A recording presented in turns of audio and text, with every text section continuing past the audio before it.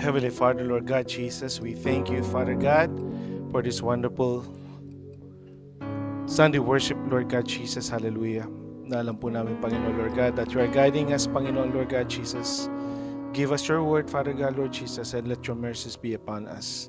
Father God, give us more wisdom, Lord God. And tonight, Lord God Jesus, we will reveal another alarm, Lord God Jesus, that we need to sound. Amen, Lord God Jesus. Hallelujah. Sa amin po mga spiritual life. Let all your sons and daughters, Lord God Jesus, hallelujah, hear your message, O Lord God, a timely message that will uplift our soul, Lord God Jesus, and to remember, Lord God Jesus, your goodness. We thank you, Father God, Lord Jesus, for this wonderful opportunity to worship you and to give you praise and glorify your name. In Jesus' name we pray. Amen, amen, and amen. Praise the Lord. Amen. Hallelujah. Amen. Salamat, Brother Genesis. Amen. Praise the Lord, everybody. Mapagpalang gabi po. Good evening, brothers and sisters. We're live po dito sa Kingdom of Bahrain, and we're streaming dyan po sa Austria, dyan sa United States of America, even sa ating pong bansang Pilipinas, sa France, even sa Oman, and of course dito po sa Kingdom of Bahrain. Amen. Praise the Lord. So you might be expecting baka nagkakaroon tayo ng confusion. Pastor Chris already told us that we will not be alarmed in Matthew 24 verse 6. And then now, the message, sound the alarm na naman. Well, brothers and sisters, I know that you are all preoccupied, overwhelmed na po tayo sa mga alarm, brothers and sisters. Amen. But I observe for the past few days, brothers and sisters, even we're hearing the alarm system, yung sirens sa Kingdom of Bahrain, some of us, brothers and sisters, we are not bothered. Amen. We are not bothered. Some of us, brothers and sisters, parang nagiging part na ng ating buhay. It's part of our life. Even, brothers and sisters, kaninang umaga, around 6:20, talagang ang lakas po ng impact because I think the missile was only very near sa amin sa Ascar. But at the end, brothers and sisters, amen, life must go on. Life must go on. Amen. So, after po ng impact, dun pa lang po nag-sound yung alarm. So, parang delayed, right? But, mind you, brothers and sisters, ito pong sound the alarm na tinutukoy po ng Joel chapter 2 verse 1 is something that we need to be careful. Amen. So, if you allow me, brothers and sisters, if you have your Bible, please open your Bible in the book of Joel, chapter number 2, verse 1. I know you are very familiar sa scripture na ito, brothers and sisters. Joel chapter number 2, verse 1. The Bible says, "Blow the trumpet in Zion, sound the alarm on my holy hill. Let all who live in the land tremble. For the day of the Lord is coming, it is close at hand." So, blow the trumpet in Zion, brothers and sisters, amen, and sound the alarm. Amen. So there are moments, brothers and sisters, in history when God raises His voice, not through earthquakes or storms, but through His words. Amen. Now, Joel 2 verse 1 is one of those holy moments. It is a divine alarm, a spiritual siren, heaven's trumpet cutting through human complacency. This is not a gentle whisper, brothers and sisters, that we need to be complacent. It is a call to awaken. Amen. Hallelujah, Lord Jesus. Thank you sa word, Lord God, sa mighty words na binigay mo po sa amin sa book of Joel, Panginoon Lord God. Let your words be upon us, O Lord God, sa aming pong mga puso at sa aming mga isipan. And let all the ears of the word, Lord God Jesus, hallelujah, anoint them. Amen. And give them, O Lord God, your wisdom. Salamat, Panginoon Lord God. In Jesus' name we pray. Amen, amen, and amen. So blow the trumpet, brothers and sisters, and sound the alarm. Amen. So I know it sounds familiar. Kinakanta po natin yan. Amen, brothers and sisters. But we have like physical alarm. It's a warning device. Mayroon tayong mga sa ating mga smartphone. We usually hear yung mga sirens sa labas and everything. It's a sign of warning. Parang precautions. Amen. We need to be aware that something is going to happen. Amen. If there are some physical warnings, brothers and sisters, we have also spiritual warnings. Amen. You might be wondering, brothers and sisters, for the past few weeks, amen, from February 28 up to date, marami po ang naging religious. Marami po ang naging close sa ating Panginoon. Every now and then, you can see their posts, especially in the Gulf region. Amen. At talaga pong they are throwing or posting Bible verses sa kanilang mga walls. Amen. And yung fear mararamdaman mo. Amen. These are physical sirens. Amen. But at the end, brothers and sisters, people might be numb and usually magkakaroon na po sila ng insensitivity. Some of us, dati-rati for the first 3 days, whenever we hear the siren, we hear our mobile, yung alert, brothers and sisters, what happened? Tayo po ay nagigising, sleepless nights. Now, brothers and sisters, we will just wake up with all those notifications, bypass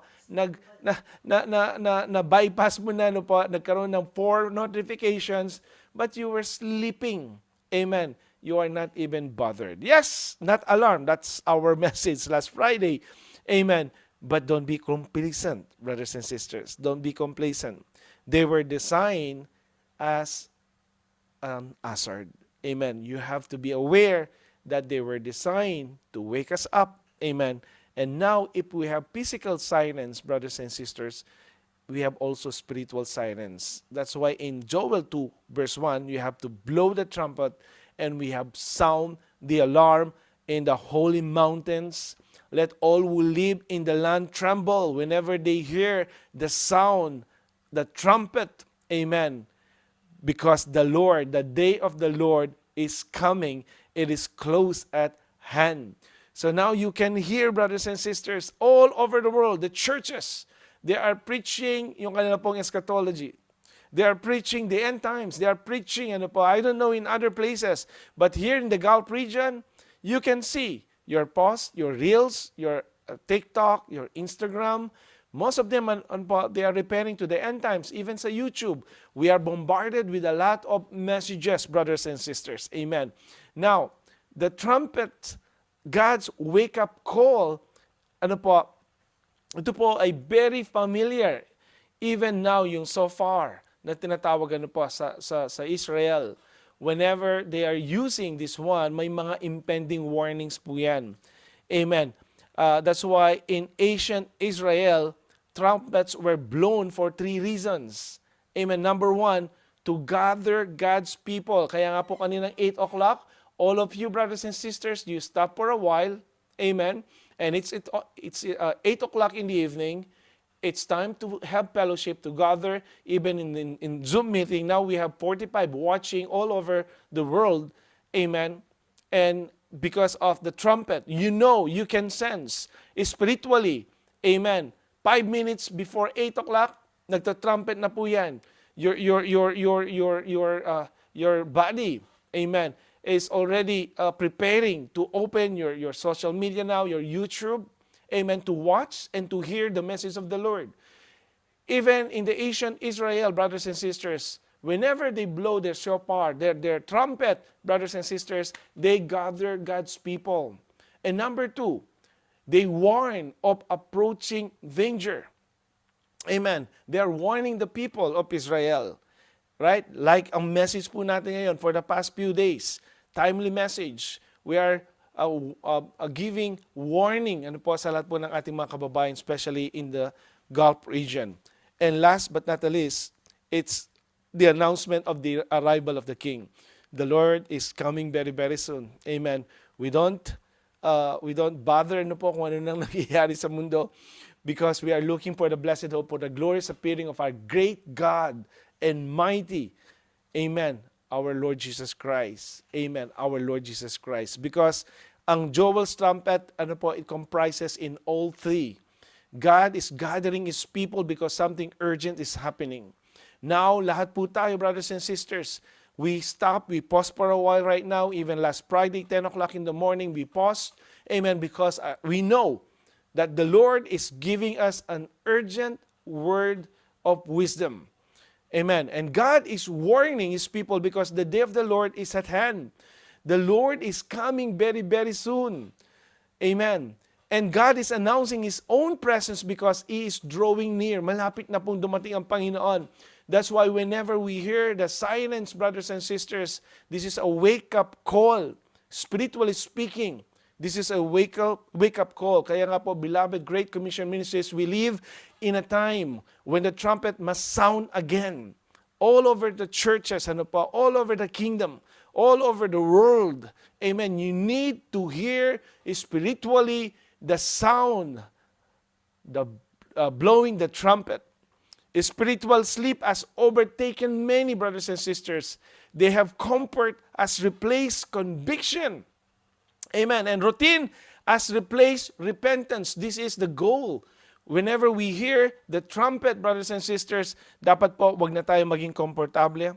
We have to be convicted because the time is at hand. And distraction has drawn out discernment. Ngayon po, nagiging sensitive na po tayo.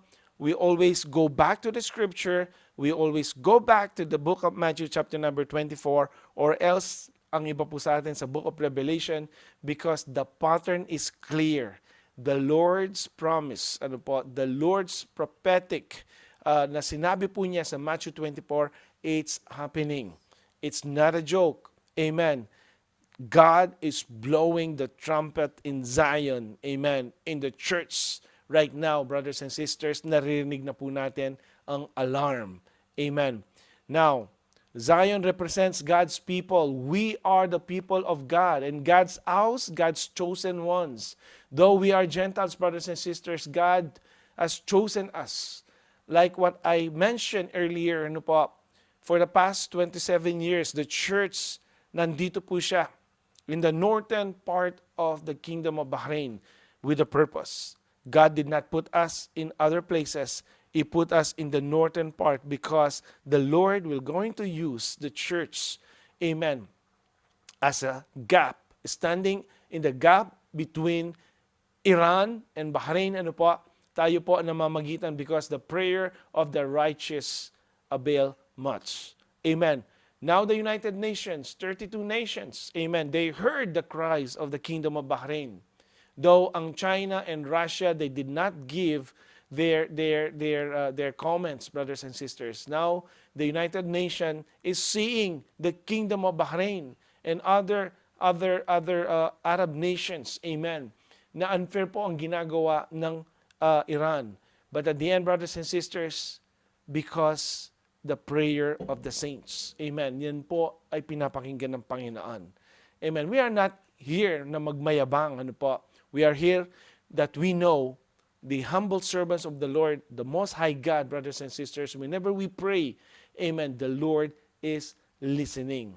So the alarm, brothers and sisters, it's not blown in the streets like what we hear right now, not in the places or palaces, not in the marketplaces, but in Zion. Now, let's go back.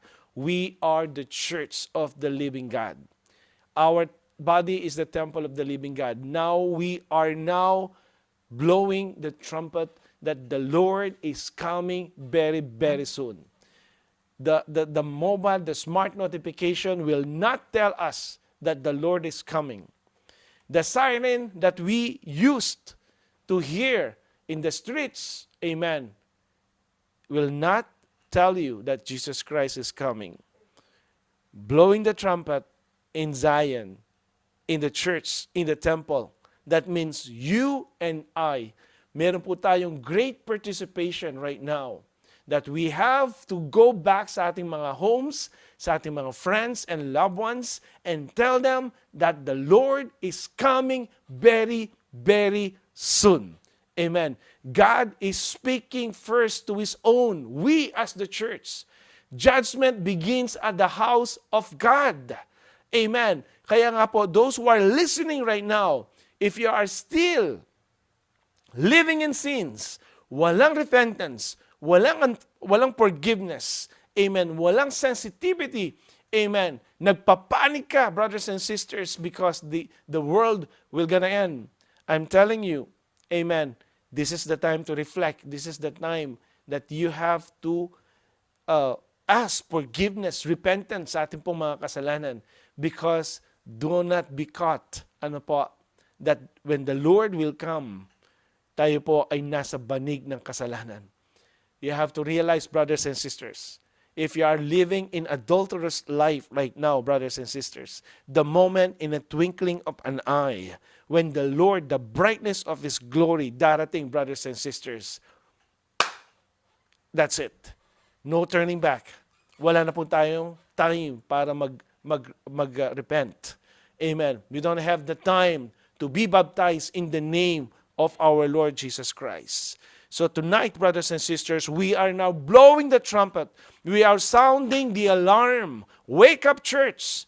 If you are still living in those adulterous living, even fornicating, amen, even lying spirit, na-mention po yan sa Revelation 21 verse 8, idolaters, fornicators, liars, amen. I'm telling you, we're blowing the trumpet right now. Amen. The sirens, spiritually, now non-stop. Amen. If tayo po ay nababagabag sa mga physical sirens, now that the trumpet of the Lord is blowing. Amen. God is speaking first to His own because the judgment begins in the house of God. Amen. So revival begins at the house of God. This means the church must wake up. The leaders, the pastors, the elders of the church must wake up. The families must wake up. The believers must wake up, brothers and sisters, before it's too late. Before God deals with the world, He calls His people back to alignment, holiness, and purpose. Amen. So now you are hearing and the trumpet sound, brothers and sisters. If you are being convicted right now, that's a good sign that you are still sensitive. But if you are numb, just like now, people now, brothers and sisters, even 1 o'clock in the morning, dati-rati po, in the first 3 days, we are all awake. We are bothered because of the alarm system. 4 po ang cellphone namin. Sabay-sabay yan. Amen. Brothers and sisters, now, even sabay-sabay, it's like a melody. Amen. It's like sleeping pills right now. We don't even bother. Amen. Life must go on. Yes? Life must go on. But I'm telling you, behind those sounds, behind those sirens, behind those notifications, still, there is impending hazard. There is a risk, amen, of any missile that will going to attack us. That's why, sabi ko nga po, di ba, let's just convert, transform all those sirens and notification into prayer. Amen. Now, we don't have time to pray because we are now totally numb. We don't even now bothered. Oh, notification, it's part of living. Spiritually, brothers and sisters, now the Lord is knocking in every door. It's up to you if you will going to open the door in Revelation chapter number 3, verse 20. I'm telling you, the Lord is serious. He's not playing around. The Lord is coming very, very soon, and He will take the saints. Amen. That's why we have to check ourselves. Are we living in holiness, in righteousness, or are we still living in lies? Amen. Joel chapter number 2 continues with God's invitation. If you will go to Joel chapter number 2, verse 12, return to me, ang sabi ng Panginoon, with all your heart, with fasting. Yes, we're done with it. With weeping and with mourning. Amen. The alarm is not meant to create fear, by the way. It is meant to create repentance. Amen. To check ourselves. Now, spiritually, brothers and sisters, if we are being convicted in the Word of God, that's a good sign. You are healthy. If you can still hear the sirens and you can see the notification, that means your ears are still healthy, your mind is still awake. Now let's go back in spiritual. Spiritually, brothers and sisters, the Lord is asking us, return to me with all your heart, with fasting, with weeping, and with mourning. Amen. The trumpet is not sounding because God hates His people. No. It is sounding because He loves them. He loves you, brothers and sisters. He loves them too much to leave them asleep.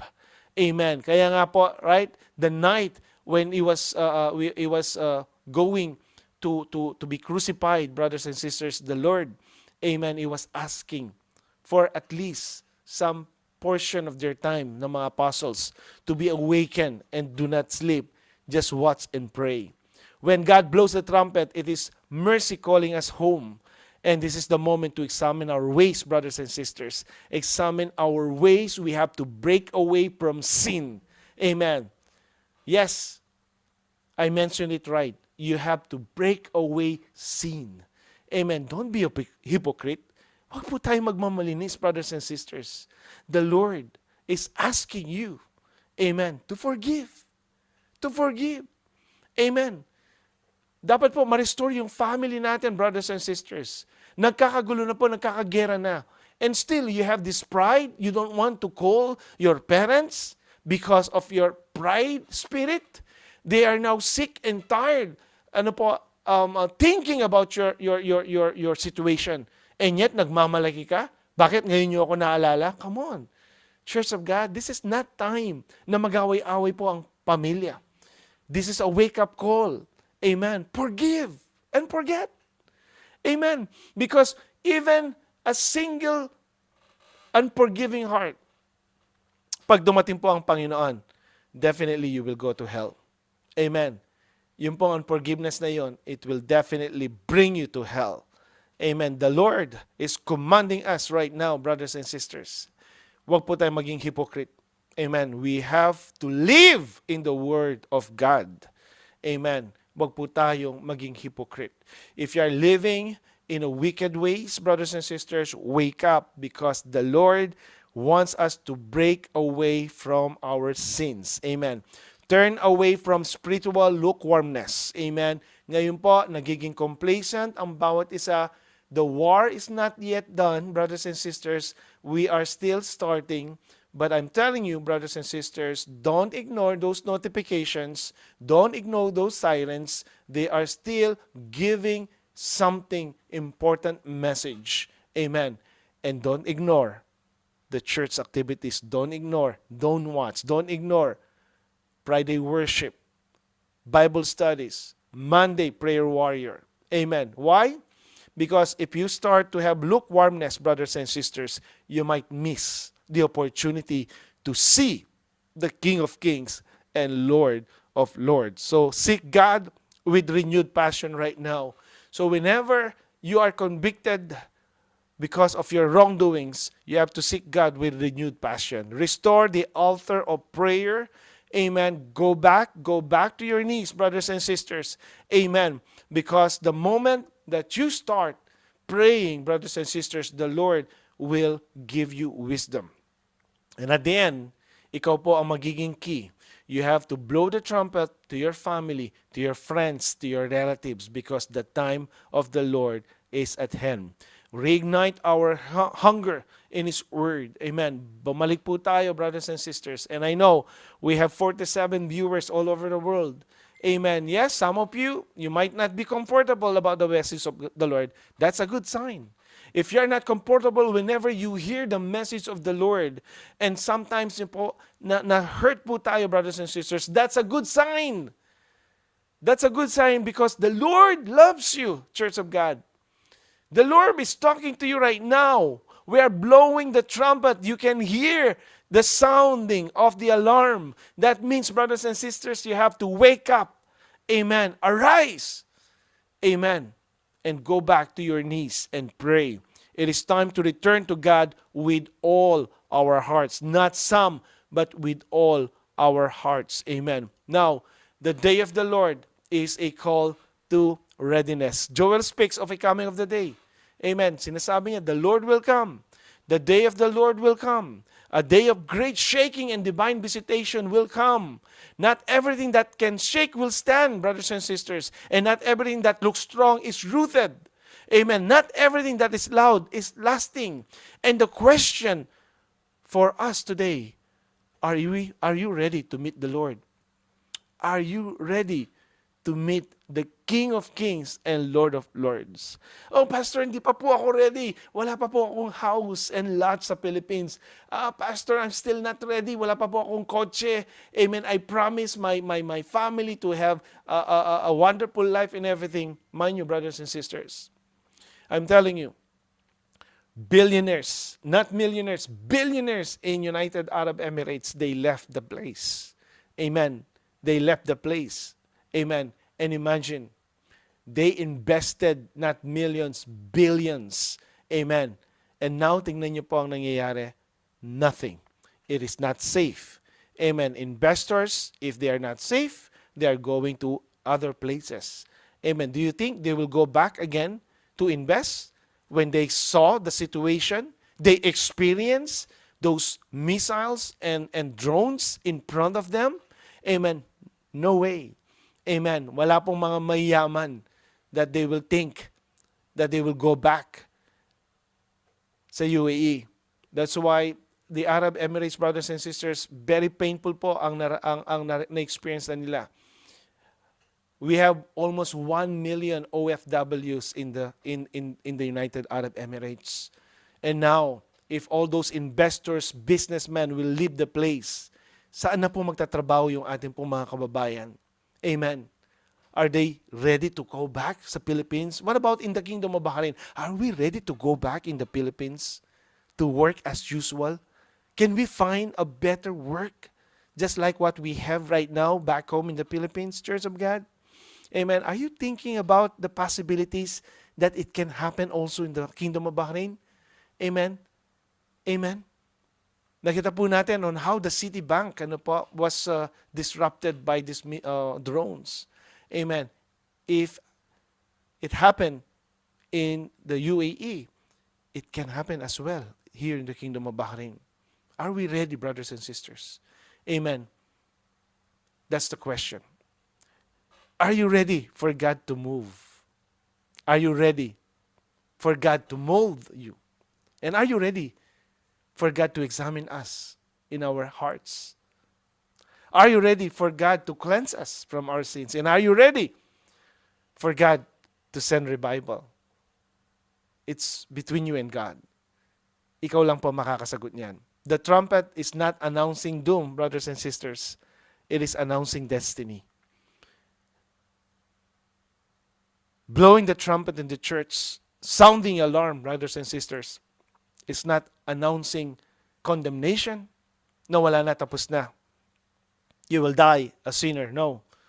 We still have time tonight. Maybe tomorrow it's too late. You have to decide now, brothers and sisters. If you are facing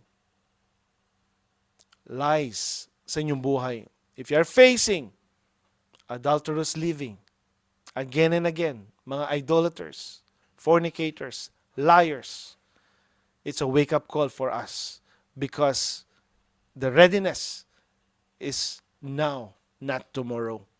Amen. But by the way, brothers and sisters, there's a promise after the alarm. You know, if you're going back in Joel chapter number 2, there's a promise after the alarm.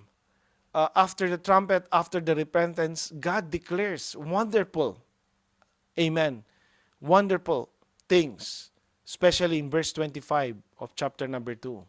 The Lord says, I will restore the years the locust has eaten. See?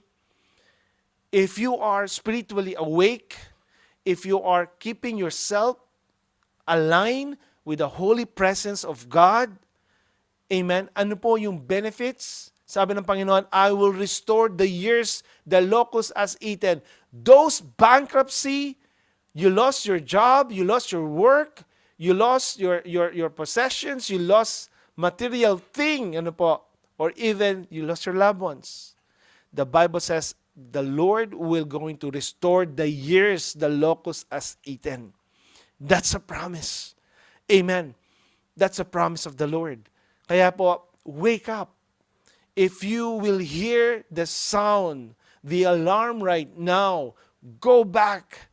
Align yourself in the holy presence of the Lord. Use your knees, brothers and sisters, to pray, repent, and be baptized, every one of you, in the name of our Lord Jesus Christ for the remissions of your sins, and you will receive the gift of the Holy Ghost.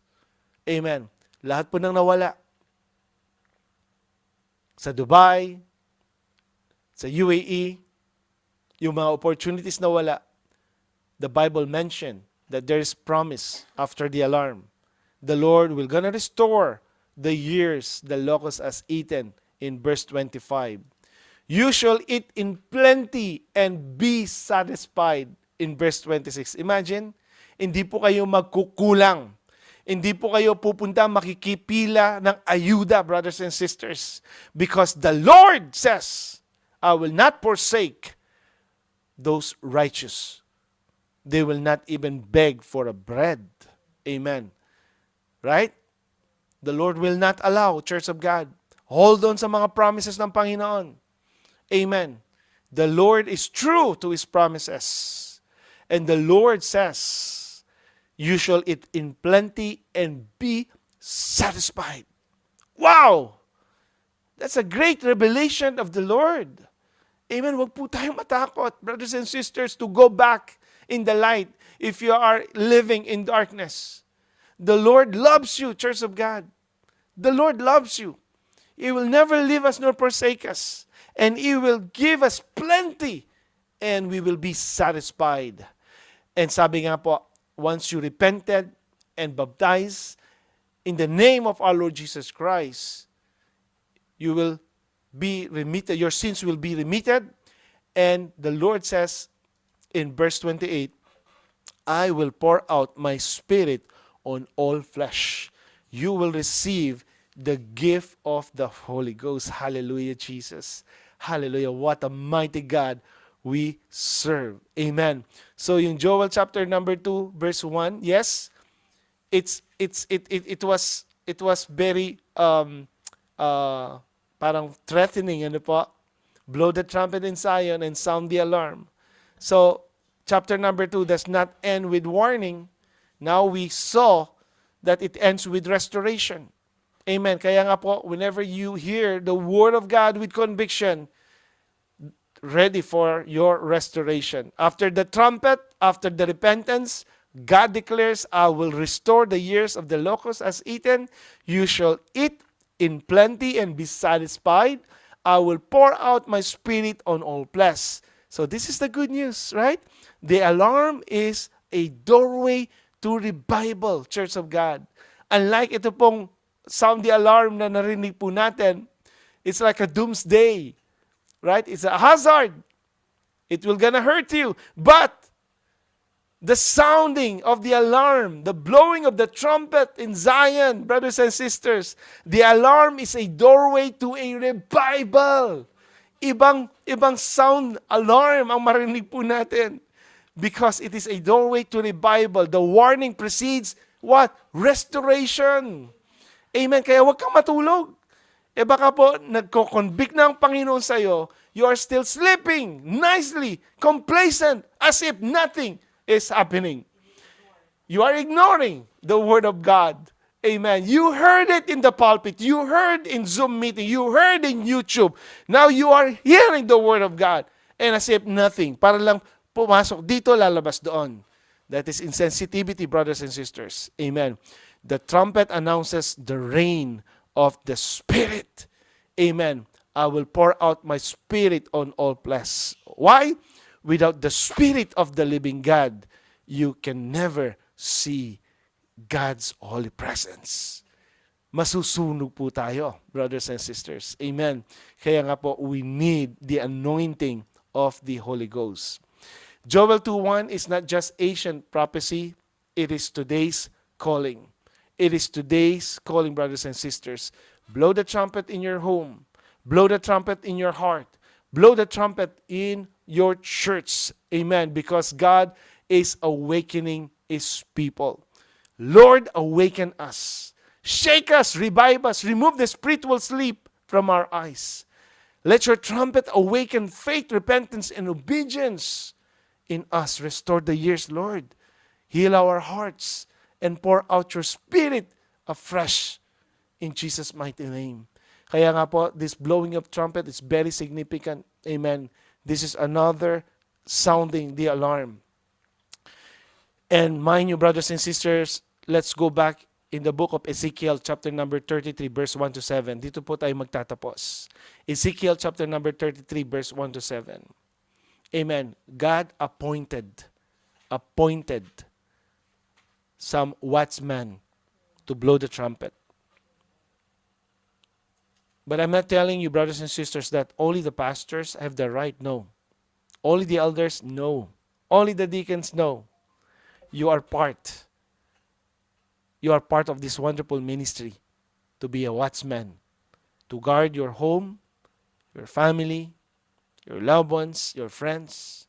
Because in Ezekiel 33 verse 1 to 7, the Bible says, again the word of the Lord came to me, saying, Son of man, speak to your people, speak to GCM Church and tell them, suppose I bring the sword against a land, and the people of that land choose a man from among them, appointing him as their watchman, and he sees the sword coming against that land and blows the ram's horn to warn the people.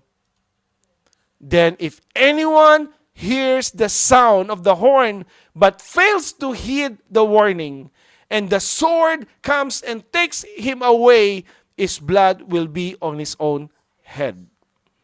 Since he heard the sound of the horn but failed to heed the warning, his blood will be on his own head. If he had heeded the warning, he would have saved his life. So are you listening, Church of God? Are you listening? If anyone hears the sound and fails to heed the warning, that means it is your responsibility. If you are still living in lies, living in sin, and you heard this trumpet sound, it's up to you, Church of God. It's up to you. Now, in verse 6, but if the watchman sees the sword coming and fails to blow the horn to warn the people, and the sword comes and takes away a life, then that one will be taken away in his iniquity. But I will hold the watchman accountable for his blood. See? Now, by the grace of God, the church leaders, Church of God, they are not accountable right now because we already blow the trumpet from day one.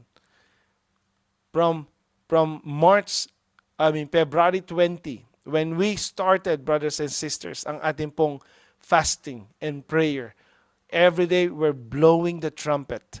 We are sounding the alarm. Amen. And if it did not change you, brothers and sisters, there's a problem. So tayo po, mga leaders of the church, the pastors, the elders, the deacons, if we fail to blow the horn to warn the people, we will be liable and accountable.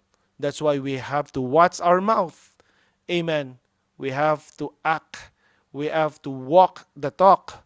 Amen. We have to warn the church, especially during these uncertainties. Amen. In verse 7, as for you, O Son of Man, I have made you a watchman for the house of Israel. So hear the word from my mouth and give them the warning from me.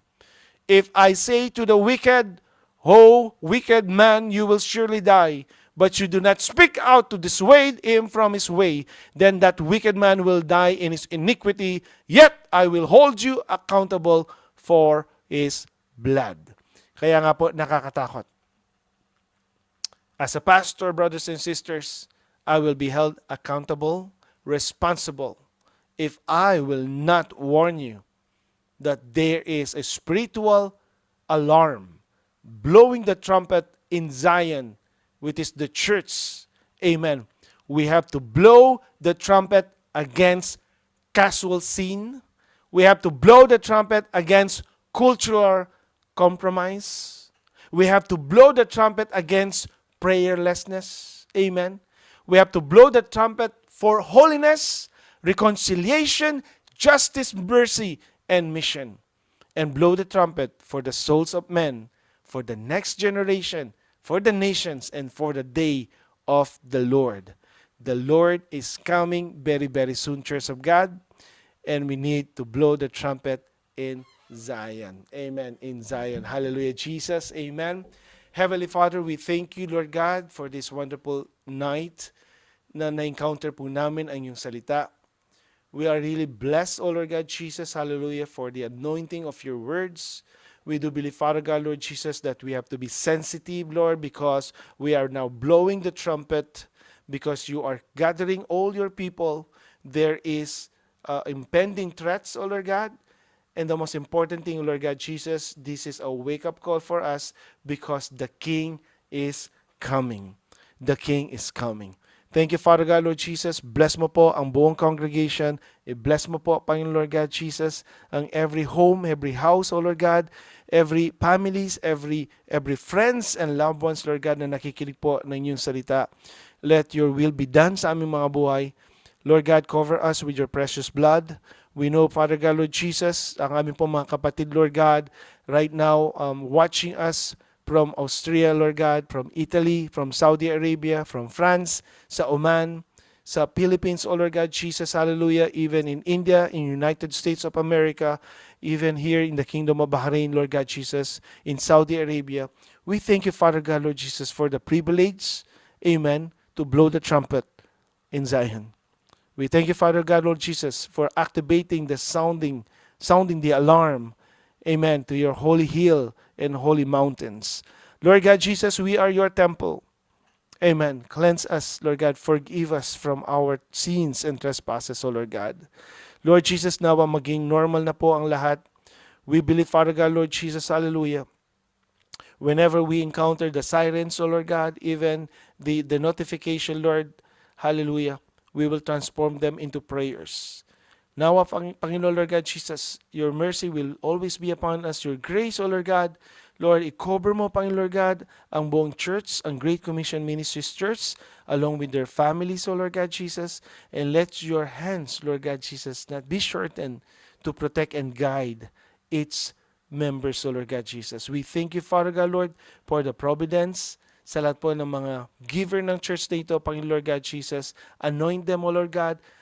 Give them, O Lord God Jesus. Satisfy, O Lord God, their needs, O Lord God Jesus. Hallelujah. Cover them with your precious blood. Even, Lord, ang mga ninakaw po ng mga locust, O Lord God. Hallelujah. Restore them, Lord God Jesus. Hallelujah. 100 times, 100-fold, O Lord God Jesus, because we do believe that your word is powerful. Your promise, O Lord God Jesus, hallelujah, are powerful, Lord God Jesus. The sounding the alarm, Lord God, is not for condemnation. Sounding the alarm, Lord God Jesus, to repent and be baptized in the name of our Lord Jesus Christ. We thank you, Father, Lord God Jesus, for this precious time.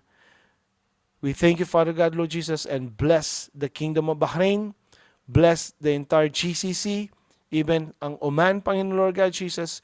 Cover us with your precious blood. We know, Father God, Lord Jesus, that there's blessing, Lord God, after this storm. We thank you, Father God. In Jesus' name we pray. Amen, amen, and amen. Praise the Lord, everybody. Thank you, brothers and sisters. Again, it's a wonderful time to serve the Lord. Amen. So now po, don't take it lightly. Amen. There is a trumpet. Blow the trumpet in Zion. And we need to sound the alarm to all the mountains and hills. We believe the Lord is coming very, very soon. It's a wake-up call, brothers and sisters. Please share this message to your loved ones. Amen. Good night, and may the good Lord bless you all. God bless you. In 3, 2, 1, we love you all in Jesus' name. Amen.